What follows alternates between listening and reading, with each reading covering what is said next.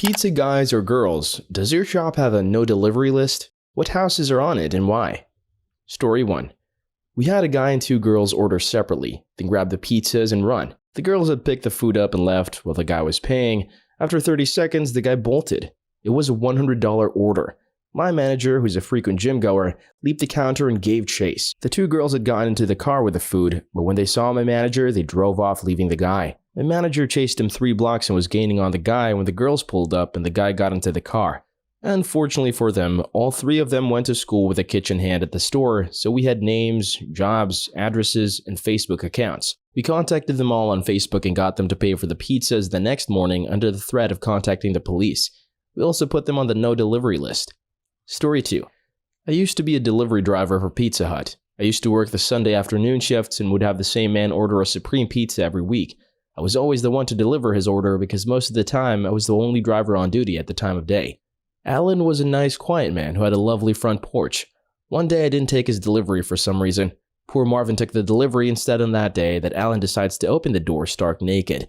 Alan wanted to show me, a small redhead girl, the goods, not big black Marvin. Alan never got another delivery. Story 3.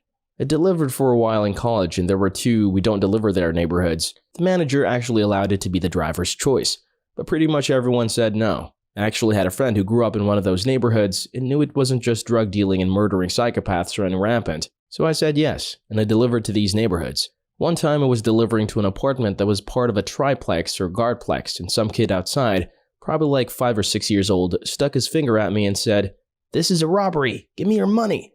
I just chuckled and kept walking. While I was giving the person their pizza, I heard from behind me, "The hell you think you're doing, boy? Don't you know he's the only one who delivers here?" Then as I was walking back to my car, he was standing on the sidewalk, Mom several feet behind him, and he said, "I'm sorry." Story 4. Ugh, I am on the no deliver list for 2 restaurants because my roommate is a fucking idiot and can't do the math to save his life. He once sent a driver away after a heated conversation with a 25-cent tip. Unfortunately, I was in the shower at the time. It wasn't until afterward when he was explaining the situation to me that I realized what a moron he was. The bill came to $20.25. He gave the guy $20 and thought it was a good tip because we ordered 2 sandwiches that were basically $7 apiece, and a $1 soda for a total of $15, so a $5 tip.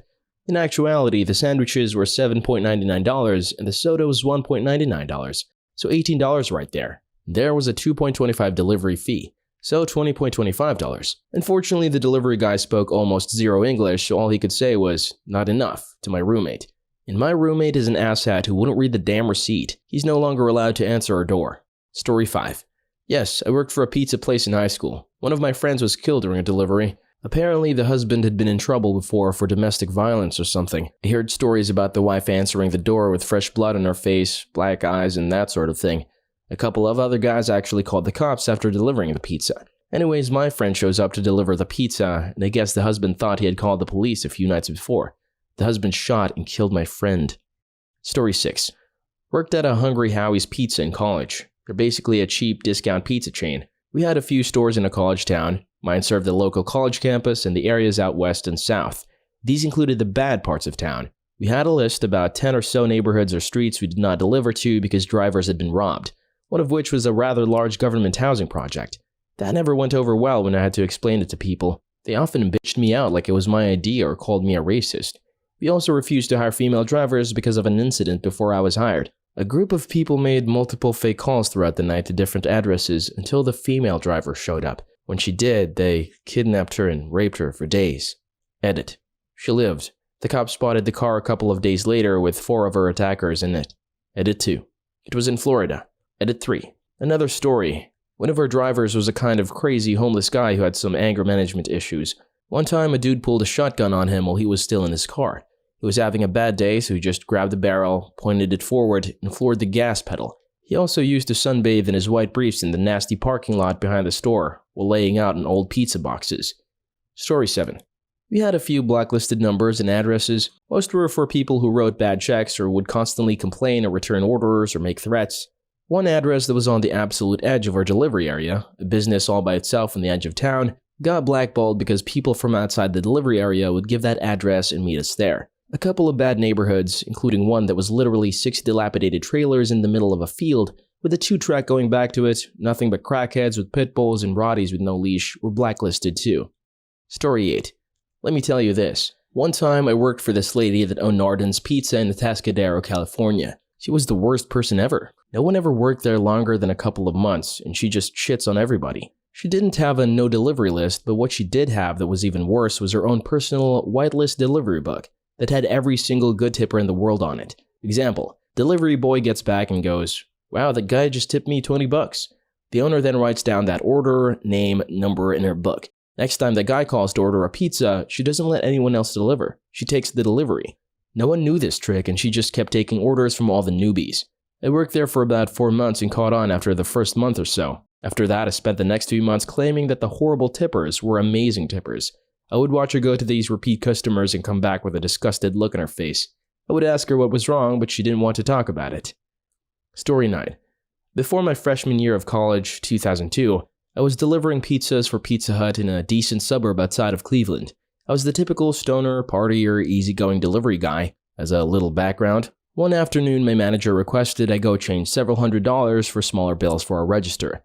As I'm leaving the bank after getting changed and getting into my car, I sense someone approaching from behind and suspect they're going to ask me for a cig. Nope. Instead, it's a dude with pantyhose in his head and a knife who demands the money I have in my pocket and my keys. I oblige, and he ultimately runs off and tosses my keys in the parking lot where I can see. When I run into the bank, no one at all saw the incident. Wouldn't you know, when they pull the footage, there was sun glare in the exact spot in the window where my car was parked. The cops interrogate me and search the car, but seem to conclude that in fact I was telling the truth.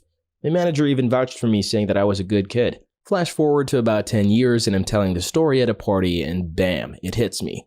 My manager, who often dated unsavory characters, set up the whole thing.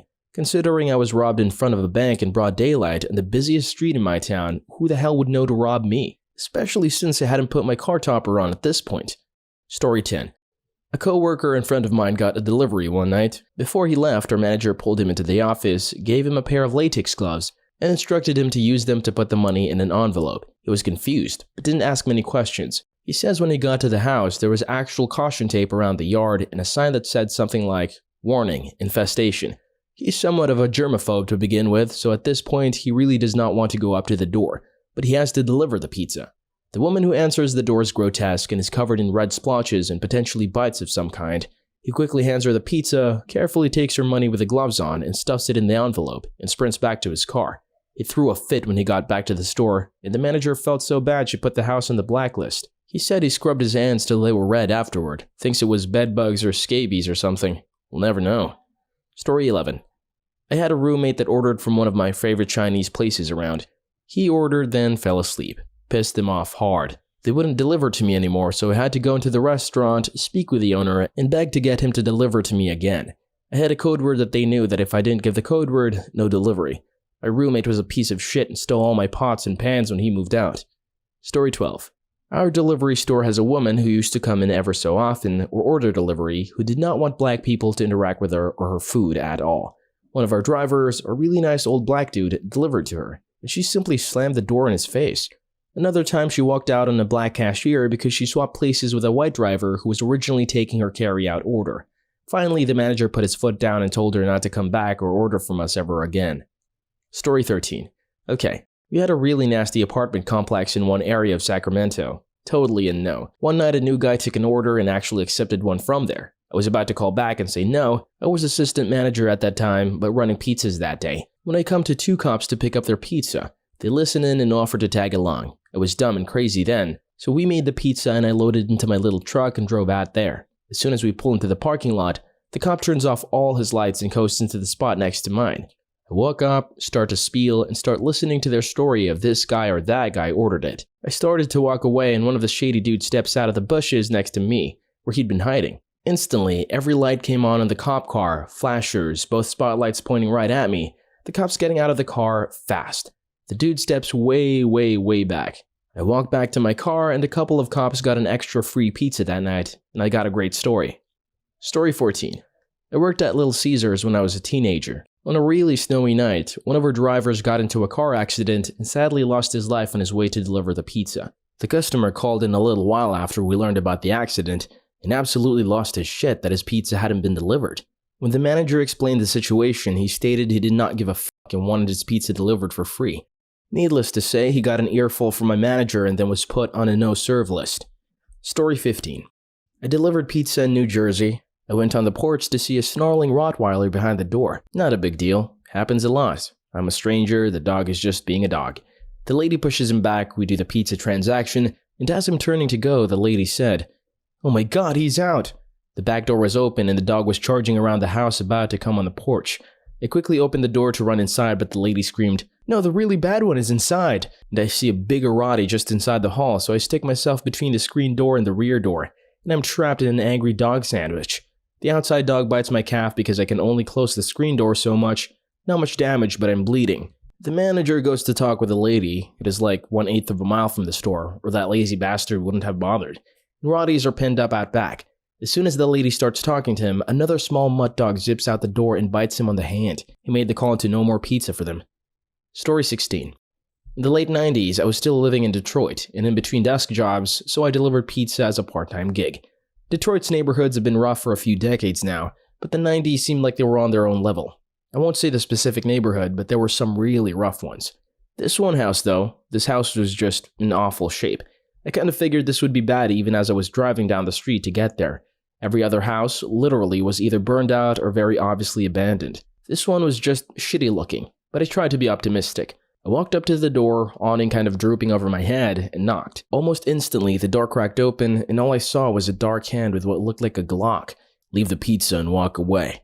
I complied, obviously, and told my manager that I wouldn't be delivering to that neighborhood anymore. Still stuck around with that job for another 6 months or so, but that was probably the only thing on that level I've seen. Story 17. Delivered pizza in high school living in New York. There were a couple of neighborhoods where we had to be escorted by police who were permanently stationed in the corners there. When you got to the building, we had to wait in the security booth that had bulletproof glass. This was all because people would call delivery places and just rob the people of the money they would carry, and sometimes the cars too. Story 18. I delivered to the dorms when I was in college, back before credit cards could be used to pay for pizza. In the largest men's dorm, we had a war with some of the residents, after they got pissed when we wouldn't accept an expired coupon for a 14-inch pizza order. So they kept calling us up with ghost orders and making life hell for us over a few weeks. So we stopped delivering to anyone in that dorm. As we were the cheapest pizza in town, that did not go over well with them. The resident advisors got every student in that dorm together and told them to knock it the fuck off or get kicked out. So we tried to deliver again and the same shit happened. So we banned that dorm forever. It was cool by me because those idiots would place 5 to 20 pizza orders and tip $2. Edit. It was the mid-80s and there was no caller ID. Most of the students used the wall of payphones we had in the lobby, but some rooms had their own phones. Regardless, there was no way of knowing who was calling. Story 19. There was an older man who suffered from dementia that would order 4 fountain drinks and nothing else from my shop, then would tip about $300 every time. After hearing about it a couple of times, I told my manager, and we all agreed to get in contact with his family, let them know we wouldn't take orders from him, and that they'd have to take some measures to keep him from doing the same with other establishments. God only knows how much money that guy gave away. Story 20. I was delivering for Godfathers in Memphis in 1988. We had no delivery houses as well as areas. We had one area smack dab in the middle of our normal delivery zone that was blocked out. It was a low-income apartment complex. We got a new manager. He was eager to up his numbers, so quickly changed that area to be a legit delivery area. The first time he handed me an order for that complex, I explained that it was a really shitty complex and we didn't go there for a reason. He accused me of being racist because I didn't want to deliver to the complex. The complex was all black. I was white and the manager was black. And said just to deliver it and quit complaining. Okay, man. So I drive it out there and walk upstairs to the apartment door. I knock, no answer. I look a bit closer and it is obviously a vacant apartment. So I head back to my car and I'm sorting my money bag, and next order when I glance up in the rear view mirror, I see 3 bad-looking dudes crossing the parking lot heading right for my car. I notice one of them is carrying a rifle. Holy shit. I crank up my shitty VW Rabbit, threw it in reverse and hauled ass out of the lot. I get back to the shop and the new manager accused me of making it all up and said he didn't think I had even attempted to deliver it. He says to go back out there. I say no fucking way, dude. He insists, so I insist he come with me. He agrees. We drive back out there, he carries the pizza up the stairs, realizes that it is a vacant apartment, and quickly gets back in the car. Sorry, dude. You were right. It was a setup. We got back to the shop and he marked the whole area off limits again. Story 21. I used to deliver sandwiches to a shop. We had to blacklist this one lady who would call up last minute and demand 50 to 100 sandwiches for her meetings. and she wanted them delivered in 15 minutes. We explained things to her over and over again that this was not how it worked, but she still demanded her order. So when it showed up 45 minutes later than expected, she became a monster, causing a scene, not tipping, sending in complaints to the district manager, etc. This happened so many times, and finally one day, she called in an order for 200 sandwiches and wanted it in 15 minutes.